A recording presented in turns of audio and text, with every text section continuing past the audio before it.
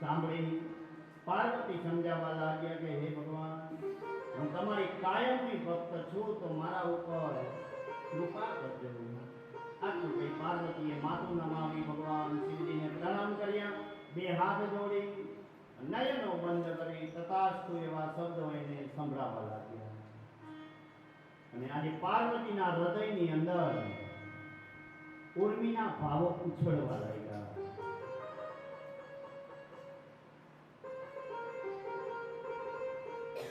આમ આનંદ વિભોર બનેલા શૈલ કન્યા પછી પિતાના ઘરે જવા લાગ્યા.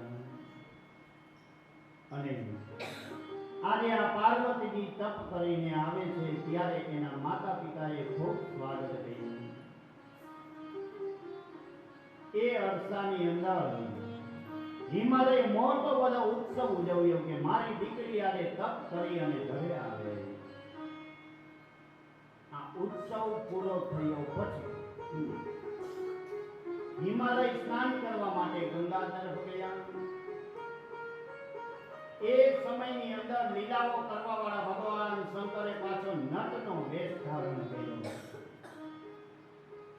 ડાબા હાથમાં સિંગી, જમણા હાથમાં ડમરૂ લીધા, ખંભા ઉપર જૂની ગોદડી નાખી, લાલ વસ્ત્ર પહેરેલા, મેનાના આંગણામાં આવી ભગવાન શિવજી નૃત્ય કરવા લાગ્યા. ડમરૂ અને સિંગીનો અવાજ સાંભળી નગરજનો, બાળકો અને બુઢા એ પણ આ નૃત્ય જોવા માટે આવ્યા. રમન રમન નરિંતનિર્જરી વિરોધ વિજ્જીવલ્લરી વિરાજમાન મૂર્ધને જગત જગત જગજ્વલલ્લલાટ સક્ર પાવકે ગોચંદ્રશેખરે એકમેકં નમઃ. ઓમ નમઃ શિવાય.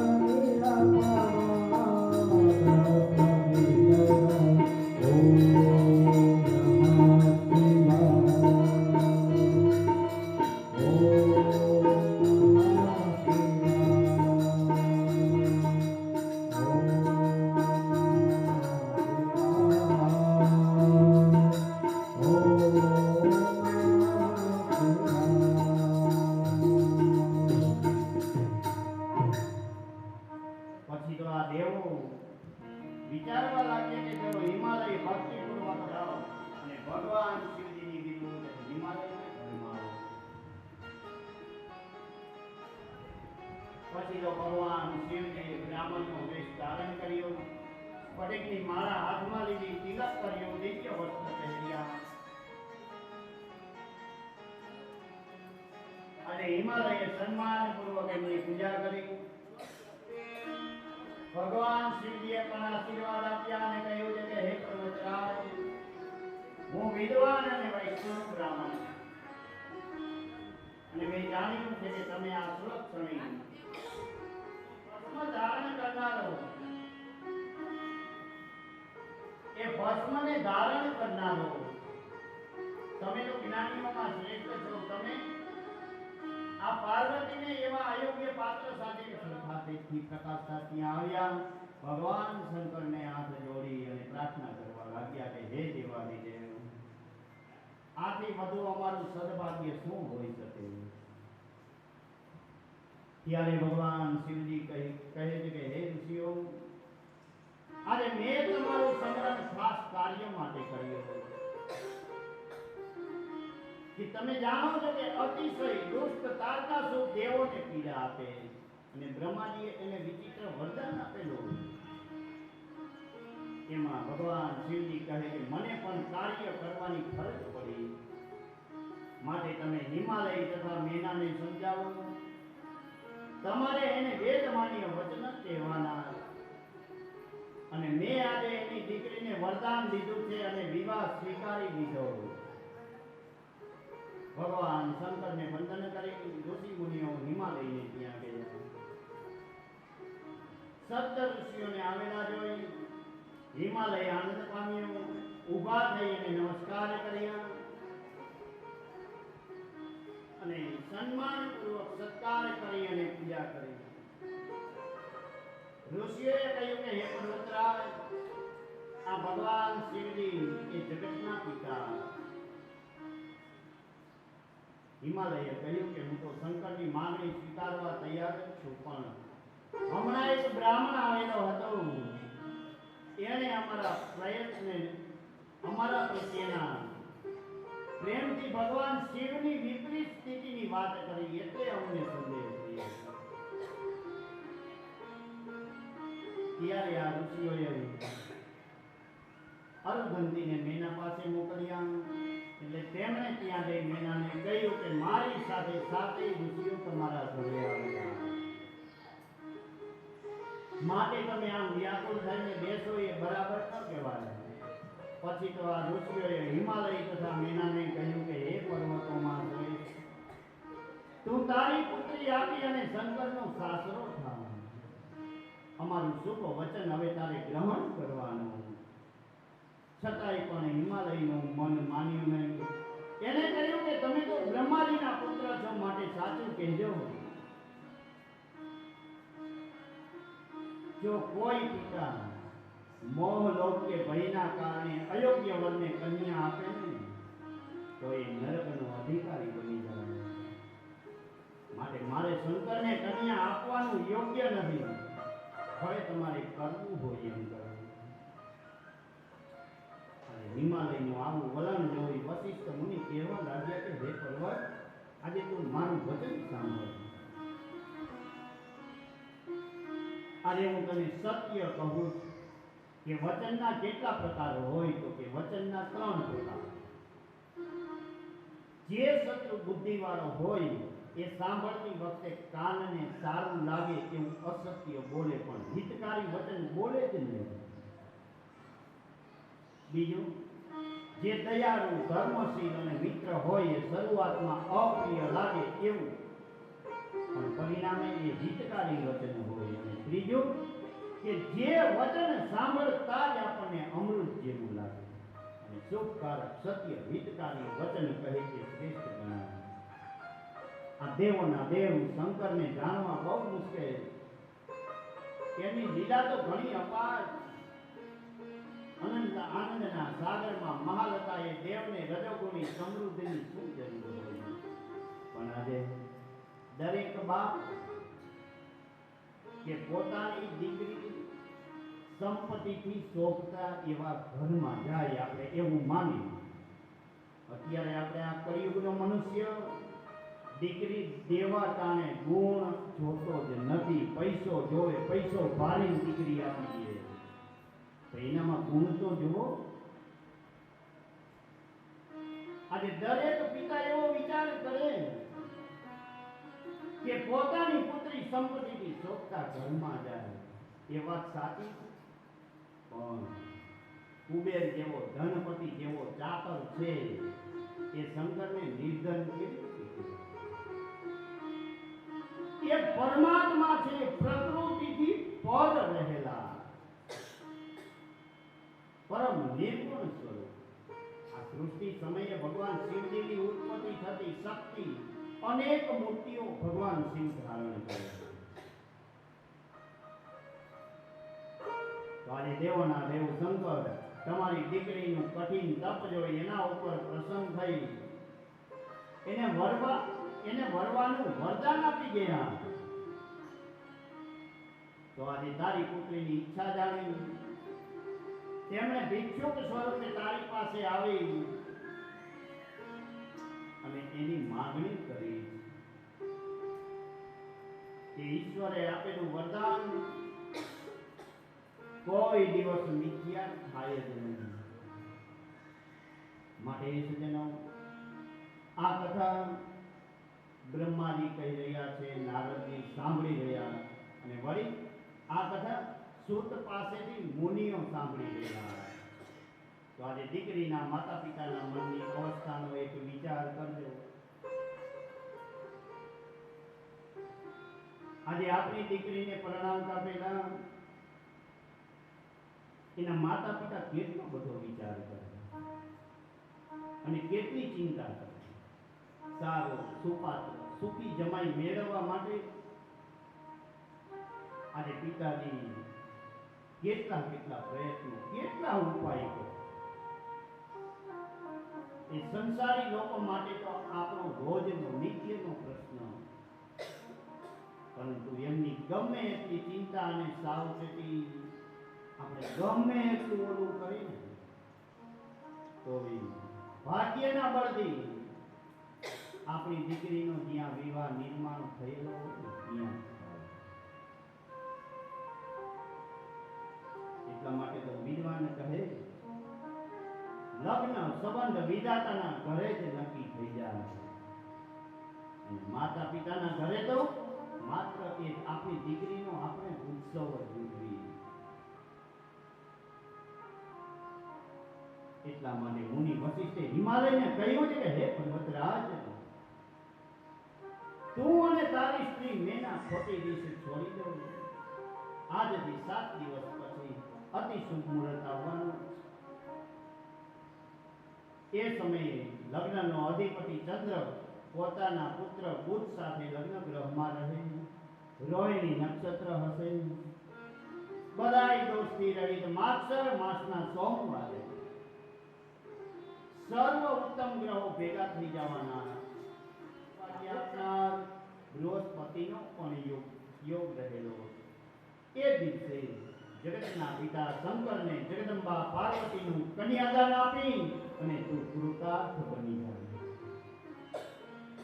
આ બાજુ હિમાલય કુટુંબીઓની સલાહ પૂછી અને એને રુદ્રને આરાધ્યા છે તો શિવને આપવા એ યોગ્ય. અરુંધતીએ પણ મેનાને સમજાવી એટલે બ્રહ્મ રહિત થઈ પ્રસન્નથી થઈ હિમાલય અને મેનાએ મુનિઓની સારી રીતે સેવા કરી અને એમની આજ્ઞા સ્વીકારી લીધી. ત્યારે આ મુનિઓએ પાર્વતીજીને આશીર્વાદ આપ્યા અને ત્યાર પછી આ ઈશ્વર અને પાર્વતીના લગ્ન નક્કી કર્યા. સપ્ત ઋષિઓને વિદાય કરી અને હિમાલયે શું કર્યું એ જોયું. તો આજે બધાએ ભેગા મળી બ્રાહ્મણોની સ્ત્રીઓએ હસ્તપૂર્વક પાર્વતીના મંગળ સંસ્કાર કરવાનો વિચાર કર્યો અને ચારેય તરફ ઉત્સાહ અને ઉત્સવનું વાતાવરણ ફેલાઈ ગયું.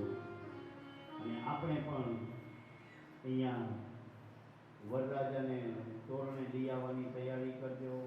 પાર્વતીજી તો અહીંયા બેઠા હતા પણ ક્યાં ગયા એ ખબર નથી, બજારમાં ગયા એટલે બધી તૈયારી કરજો. વિશાળ કુટુંબ સાથે બધાએ અનેક ભેટો લઈ અને લગ્નમાં આવ્યા. પછી તો ભગવાન શિવજીએ નારદજીનું સ્મરણ કર્યું એટલે તરત જ નારદજી ત્યાં આવ્યા. સૌથી પહેલા ભગવાન વિષ્ણુ આવ્યા.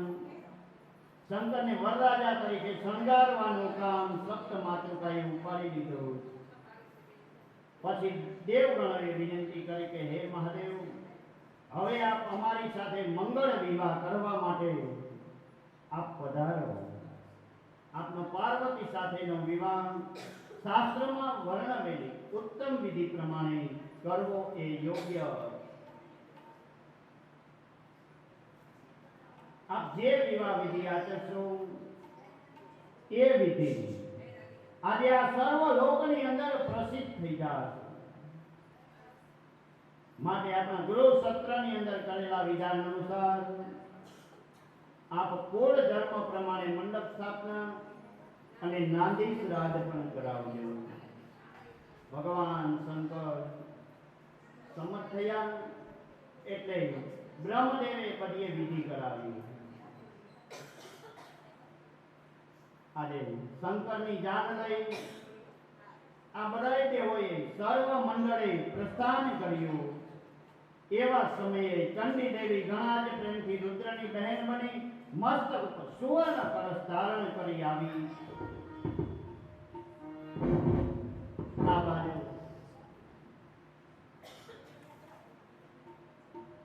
બધાએ તેઓ ભગવાન શિવજીને લઈ અને જાન પરણવા માટે જાય છે કે હે મારે આવી જાય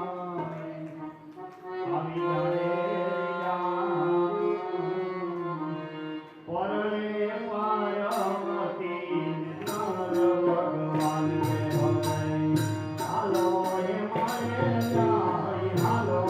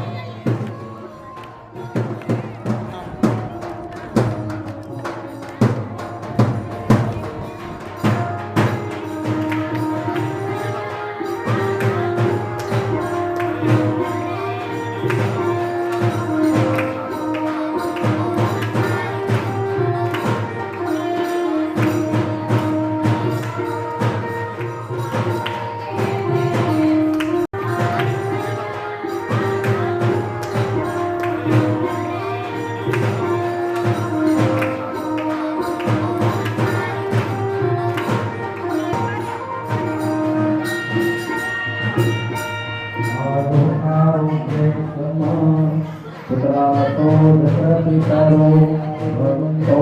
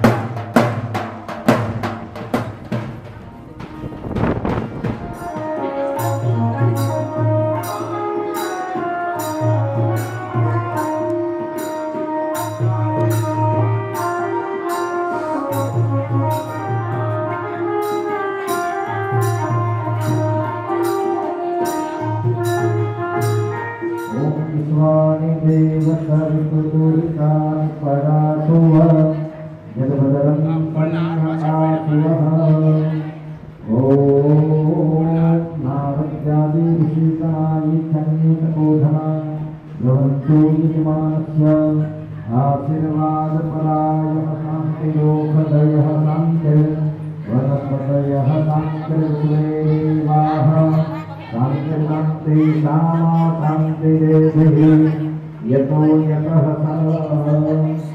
ओम आरत्यामि नित्यन्येतमोधना प्रवन्तु यजमानस्य आशीर्वाद पराय नमः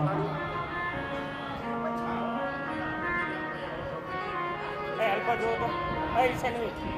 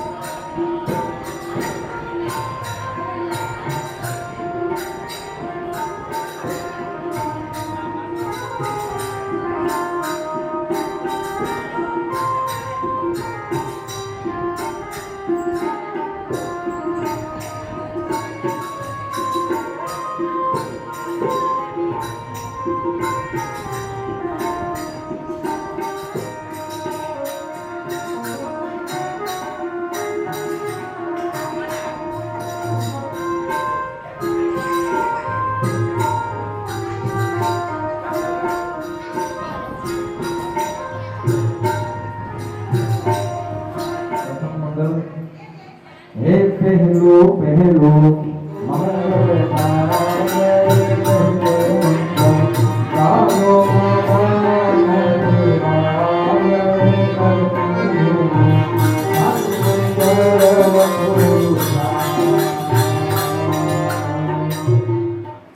પેલો ફેરો જેને આપણે કહીએ આમાં ગાયોના દાનનું મહત્વ છે તો એ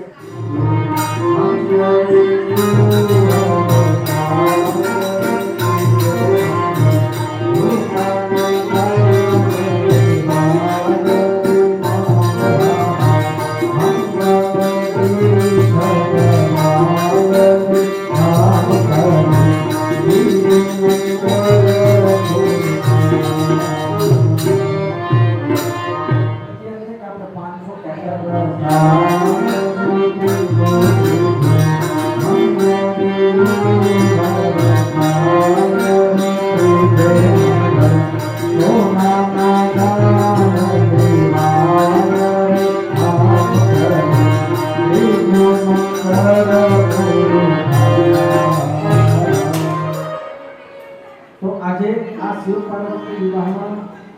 તમારે જે કાંઈ પણ સોનાદાની નીચે અર્પણ કરવું, જે યથાશક્તિ તે જ રીતે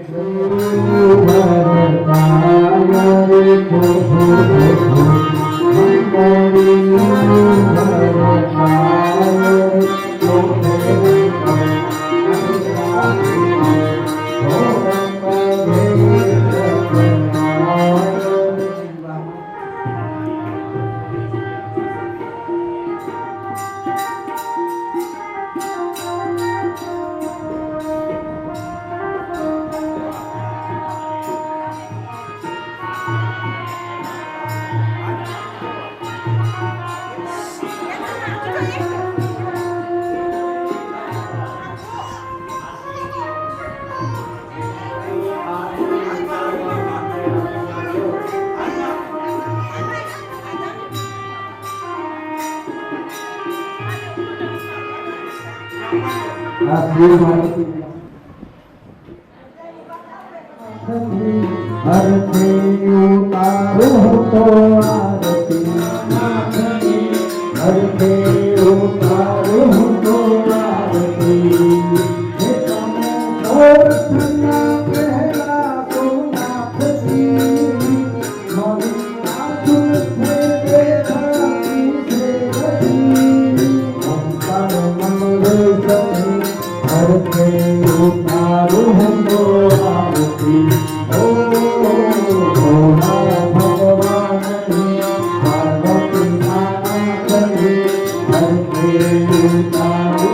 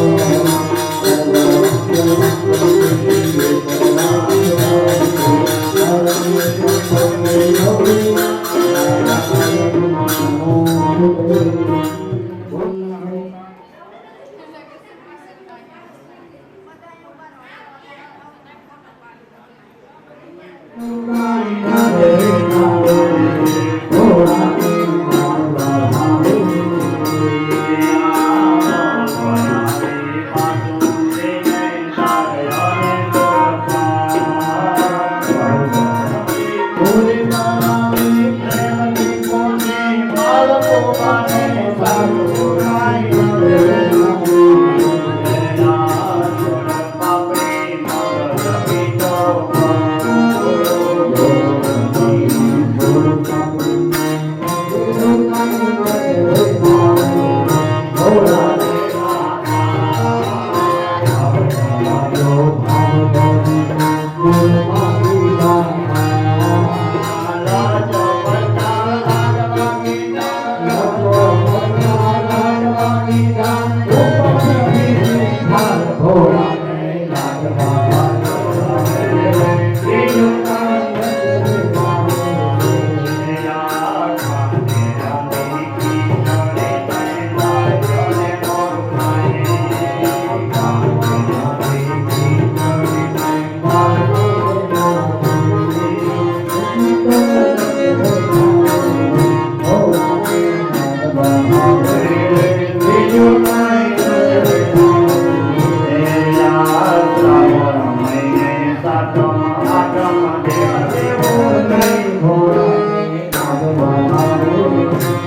જીને મન માધર જોના જીને મન માધર જોના રાખોડાને લાલવા બીજું કઈ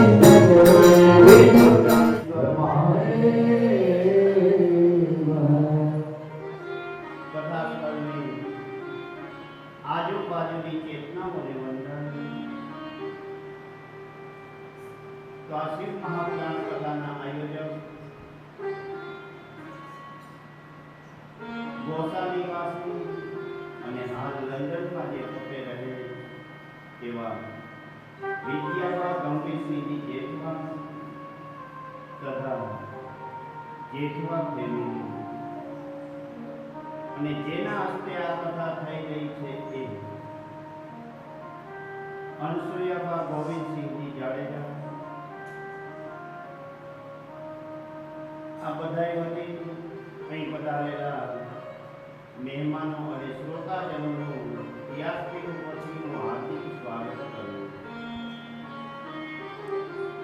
સંહિતા પાટી ગુદેવો તેમજ આ આચાર્ય શ્રીના વિપ્ર પાદની અંદર મારા પ્રણામ.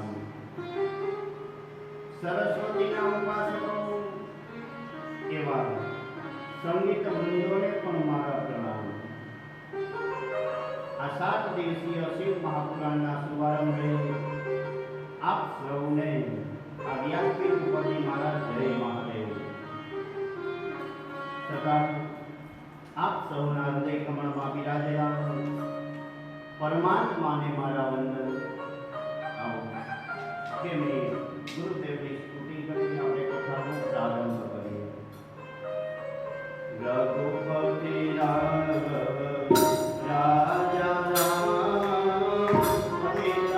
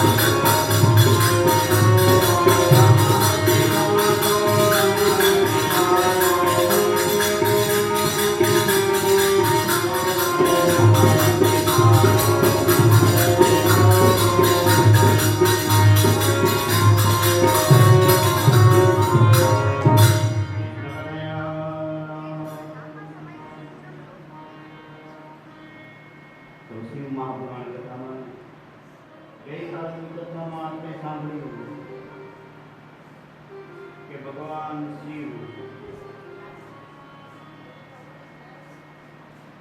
શિવ વિવાહની કથા સાંભળી તો આજે હિમાલયના આગળથી જાન અને જાનૈયાઓ એના નગરમાં રોકાયા અને રોજે રોજ નવો ઉત્સવ કરવા લાગ્યા.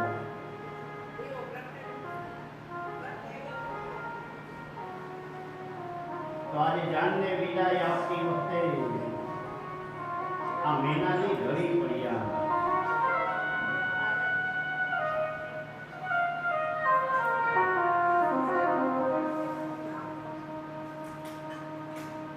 તો આજે હિમાલયને સમજાવી જાનને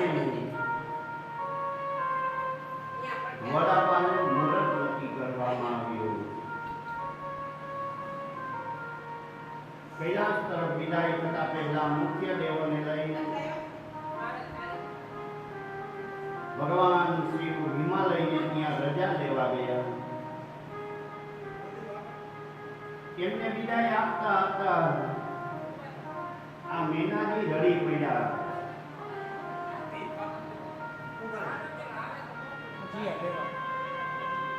આજે મેનાનું હૈયું ભરાઈ આવ્યું. પુત્રીને પાળી પોસી મોટી કરી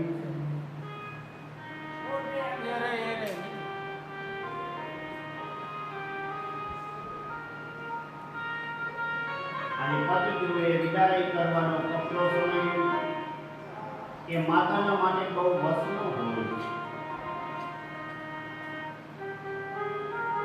આજે આ હિમાલયનું કથન હૃદય પણ હચમચી ગયું, કાંઈ પણ બોલી શક્યો નથી. આજે આ હિમાલયે કઠણ થઈ અંદરની ઉર્મિઓ અંદર તેને દબાવી દીધી. માટે ઈશ્વરનો વનવાસી તપસ્વી જ્ઞાની એવા મુનિઓના હૃદય પણ આવા સમયે ભરાઈ આવે. તો સામાન્ય ગૃહસ્થીનું શું કહેવું? આજે શકુંતલાને સ્વગૃહે મોકલતી વખતે કણવ જેવા મુનિઓ પણ આવા જ ઉદ્ગારો કાઢ્યા. શકુંતલા જાય છે એવા વિચાર માત્રથી આ હૃદયની અંદર એવા ભાવ ઉભા થઈ જાય, કંઠ રૂંધાઈ જાય, વિચારો બધા સ્તંભિત થઈ જાય, આંખે જાતું દેખાય અને આપણા મનની અંદર દીકરીને વળાવતી વખતે આપણને ચિંતા થાય કે આજે મારા જેવા અરણ્યની અંદર આ વસનારા મનુષ્યને પણ આવી વિહવળતા થાય. તો આ પુત્રીની ચિંતા પડતી વખતે ગૃહસ્થી લોકોને કેટલી પીડા થતી હોય. ખરેખર આ દીકરી એ એક પારકું ધન ગણાય. આજે એના પતિને સોંપી અને પિતા મુક્ત થઈ જાય. આજે મનમાં ઉભો થયેલો મોટો મોહ પુત્રીને પતિ ગૃહે મોકલી આ સંન્યાસીના આત્મની પેટે ઉપરામ પામી જાય. અને કણવ જેવા સ્વયં મુનિ પણ ગડગડા થઈ ગયા. તો આજે આવી મેનાનું તો શું કર્યું કહેવાય? અને એના હૃદયની અંદર બંધ છૂટી ગયા. અને આ બાજુ મેના રડતા રડતા શિવજીને પુત્રી ભલામણ કરવા લાગ્યા કે હે મહાદેવ, તમે તો આસુતો છો, જલ્દી પ્રસન્ન થાવ એવા દેવ છો.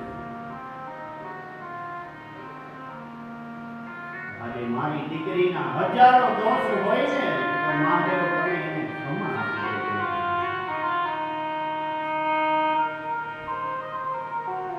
આજે મારી દીકરીએ સપનાની અંદર પણ તમારું જ આગમન કરેલું. એને જન્મે જન્મે તમારી ભક્તિ કરી હે મૃત્યુંજય મહાદેવ, આ મારી ભોળી દીકરી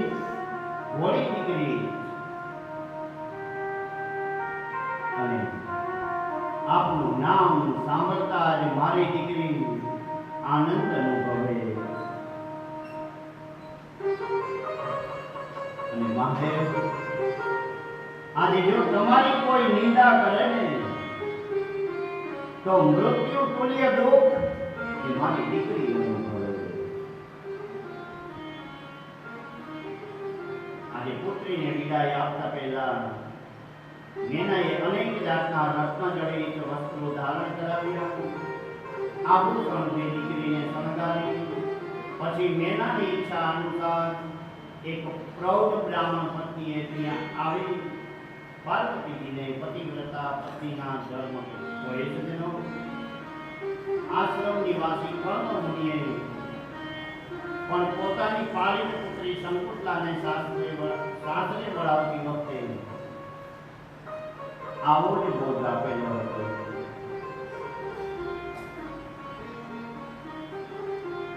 કે ગુરુજનોની સેવા કરવી એટલે કુટુંબની અંદર સાસુ સસરાની સેવા કરવાની.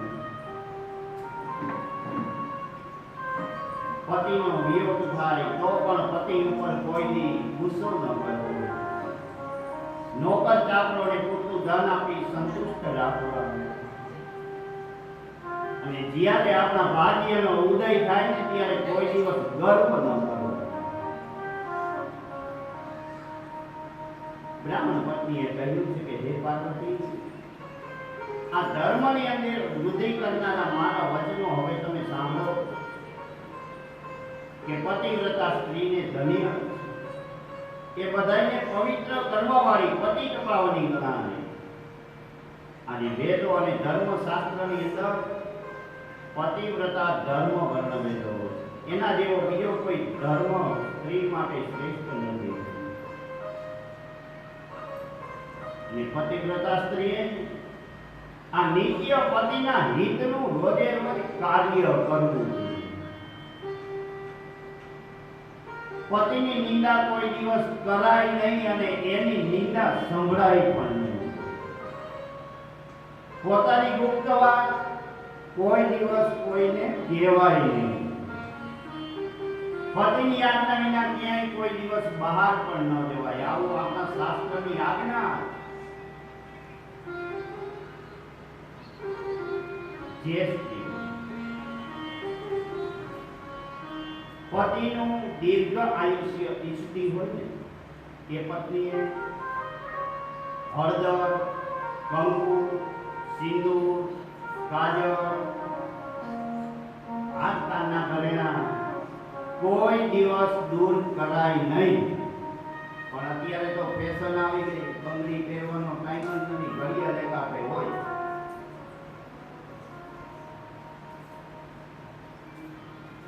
આજે પત્નીને માટે પતિ એ જ ગુરુ. આ દેવ દર્શન, તીર્થ યાત્રા, વ્રત, તપ આ બધું પતિની સેવામાં સમાઈ જાય.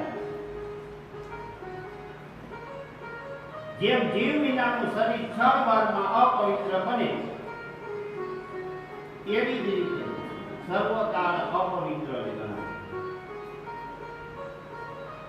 આજે પતિવ્રતા સ્ત્રીઓ પણ 4 પ્રકારના ભેદથી જાણી શકાય કે જેનું મન સપનામાં પણ પોતાના પતિના દર્શન કરે એ જ ઉત્તમ પતિવ્રતા ગણાય.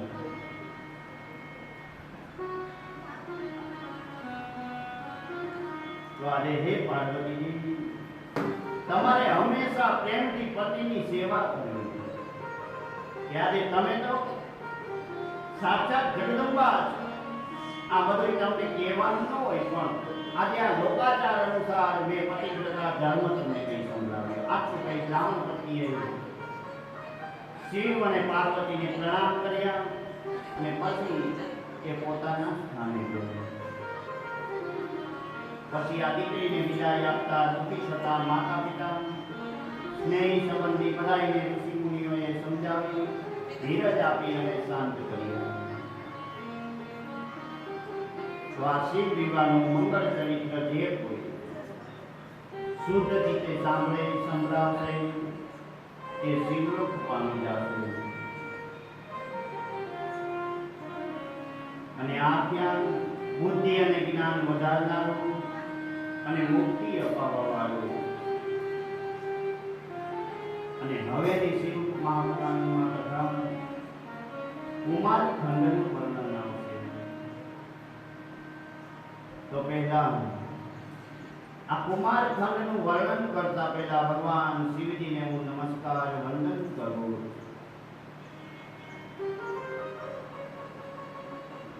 તો આપણે ભગવાન સદાશિવની પ્રાર્થના કરી હવે આ ગ્રંથની અંદર કુમાર ખંડનું વર્ણન કરવાનું. શિવ પાર્વતીના વિવાહના મંગળ પ્રસંગ આપણે કાલે માન્યો.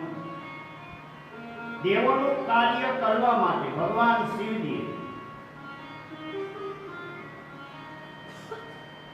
આજે પુત્ર ઉત્પત્તિની માટે પાર્વતીની સાથે મહાદેવજીએ લૌકિક લગ્ન કર્યું અને મહાદેવજી પણ પૂર્ણ કામ સત્ય સ્વરૂપ, પરંતુ બ્રહ્માજીએ આપેલા વરદાનથી બળવાન બનેલા અસુર તારકાસુરને મારવા માટે બીજો કોઈ ઈલાજ ન કર્યો. પણ તેઓ ધારે ને તો પોતે જ તારકાસુરને ભસ્મ કરી શકે, પણ આજે બ્રહ્માજીએ આપેલા વરદાનને માન આપવું એટલે ભગવાન શિવજીએ વિવાહ કર્યો. અને આ અસુર પણ મહાન બુદ્ધિમાન હતો. એ સમજતો હતો કે જ્ઞાન અને વૈરાગ્યના દેવ શંકર આ સતીનો વિયોગ થયા પછી લગ્ન કોઈ દિવસ કરશે અને એમને પુત્ર થશે નહીં. એટલે તારકાસુરને એવું હતું કે મને કોઈ નહીં મારી શકે. તો આજે દેવોએ કરેલી પ્રાર્થનાઓને લક્ષમાં લઈ પરમ કરુણા સાગર ભગવાન શિવજીએ પાર્વતીનું પાણી ગ્રહણ કર્યું. આ બાજુ શિવ પાર્વતીની જાન કૈલાસ ઉપર પહોંચી ગણોએ ખૂબ ઉત્સવ મનાવ્યો.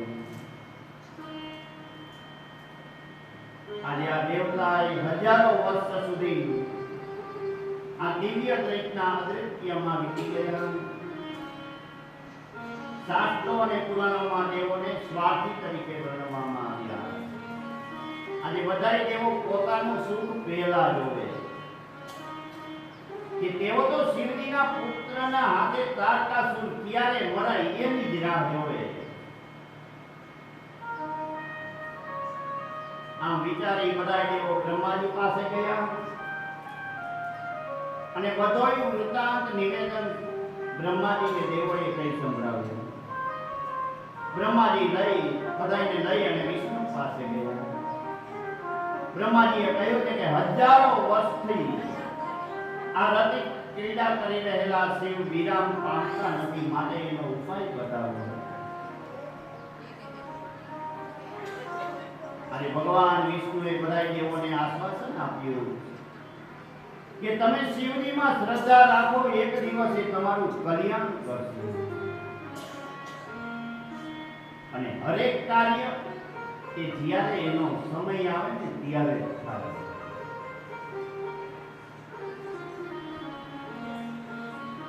આજે સમય જવા લાગ્યો. શિવ પાર્વતીના વિહારના ભાગથી આ પૃથ્વી શેષનાગ પણ કંપવા લાગ્યા.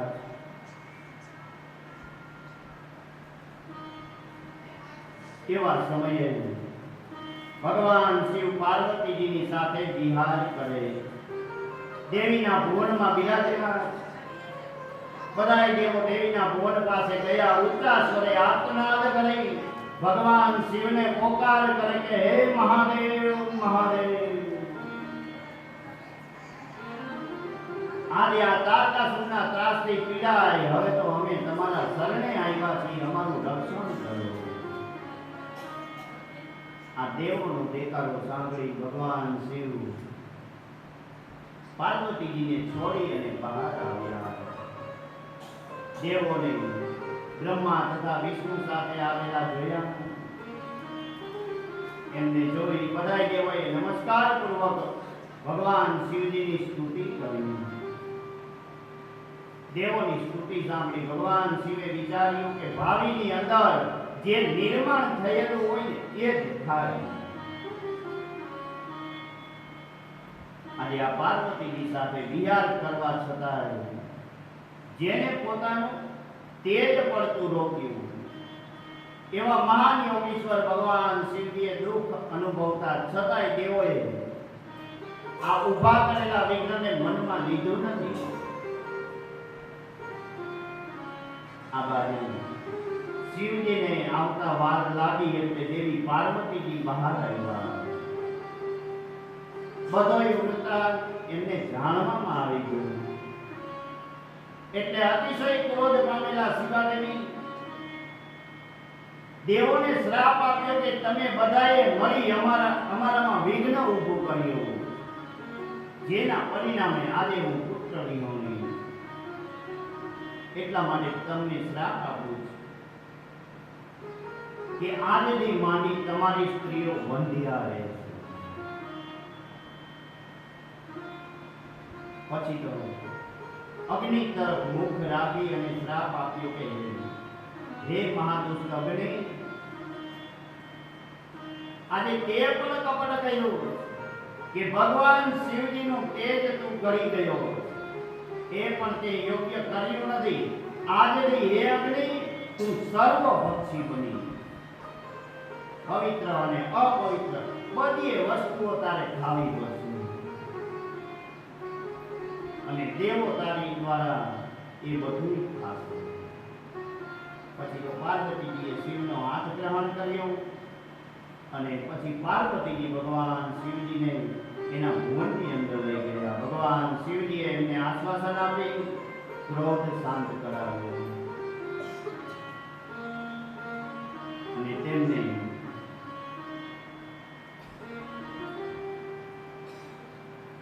વરદાન આપ્યું કે ગણેશ નામે બીજો પુત્ર આપવાનું વચન લઈ પાર્વતીજીને સંતોષ આપ્યો.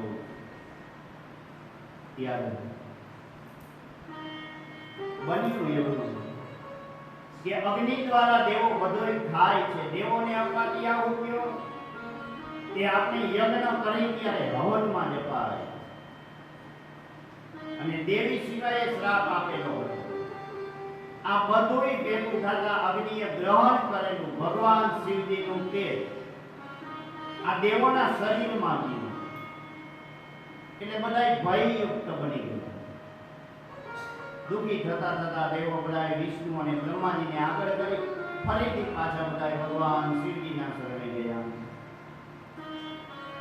દેવોની સ્તુતિ સાંભળી ફરીથી ભગવાન શિવ બહાર આવ્યા. એમનું દુઃખ જોઈ અને શિવજીને દયા આવી એટલે કીધું કે હે દેવો, તમે બધા જલ્દી જલ્દી આ તેજ ઓકી નાખો. ત્યારે બધા દેવોએ ઉલટીઓ કરી. ઉલટી વાતે બાળકવા શિવજીનું તેજ બહાર નીકળી ગયું. બધાને શાંતિ થઈ ગઈ. અગ્નિએ પણ શિવજીની સ્તુતિ કરી કે હે દેવાદી દેવાદી હે શિવ. ત્યારે આ અગ્નિને નારદ મુનિએ સમજાવ્યો કે હું તને ચાલ રસ્તો બતાવું. ત્યારે શિવજીની ઈચ્છા થઈ કે હું આજે તને કહું, જે સ્ત્રી મહામાસની અંદર પરોઢિયે સ્નાન કરવા માટે પ્રયાગમાં આવે, એમાં તું શિવ તેજનો પ્રવેશ કરાવે એટલે તું મુક્ત થઈ જઈશ. અગ્નિએ પ્રયાગ પાસે જઈ જવાળા રૂપે પ્રગટ થઈ અને સ્ત્રીઓની રાહ જોવા લાગી. એવા સમયે સપ્ત ઋષિઓની પત્નીઓ ગંગા સ્નાન કરવા માટે આવી. મહા મહિનાની કડકડતી ઠંડી એટલે નાઈને ધ્રુજતી મુનિ પત્નીઓ જવાળા જોઈ અને ત્યાં તાપવા ગઈ. અરુંધતીએ રોકવા પ્રયત્ન કર્યો, પણ આ 6 સ્ત્રીઓ એ તાપવા બેઠી. એમની ઠંડી તો ઉડી ગઈ, પણ અગ્નિએ એના શરીરના રૂવાણા મારફતે આ શરીરની અંદર શિવજીના તેજનો પ્રવેશ કરી ગયો અને અગ્નિ પછી મુક્ત બની ગઈ. આ મુનિની પત્નીઓ ભગવાન શિવજીના તેજના સંચારથી ગર્ભવતી થઈ. આ મુનિઓએ એમની સ્થિતિ જોઈ એમનો ત્યાગ કર્યો. એટલે આ 6 સ્ત્રીઓ હિમાલય ઉપર તપ કરવા નીકળી ગઈ. ત્યાં ભગવાન શિવજીની પ્રેરણાથી એમણે ધારણ કરેલું તેજ હિમાલય ઉપર છોડી દીધું. અને પછી આ 6 સ્ત્રીઓ ગર્ભમુક્ત બની ગઈ. હિમાલય ઉપર ભગવાન શિવજીના અપૂર્વ તેજનો ગગડો થઈ ગયો. એટલે એનાથી પણ સહન થઈ ગયું. એટલે હિમાલયે જલ્દી તેજ પુંજને દેવ નદી ગંગામાં પધરાવી. ગંગામાં પડેલું ભગવાન શિવજીનું તેજ આ જળચરોને બાળવા લાગ્યો. ત્યારે આ ગંગાજીએ મોટા તરંગો ઉછાળી એ તેજના ઘોડાને કાંઠા ઉપર આવેલા એક ઘાસના ઝુંડમાં ફેંકી દીધો. માટે એ સજ્જનો, આ વૃત્તાંત સાંભળી વિસ્મય પામવા અથવા તો ચિંતા અનુભવવાનું કોઈ કારણ નથી. આ તો એક લૌકિક રીતે કહેલી વાર્તા. આ શિવજીએ મૈથુનની પ્રજા ઉત્પન્ન કરેલી નથી. આ તો ભગવાન શિવજીનું એક તેજ છે.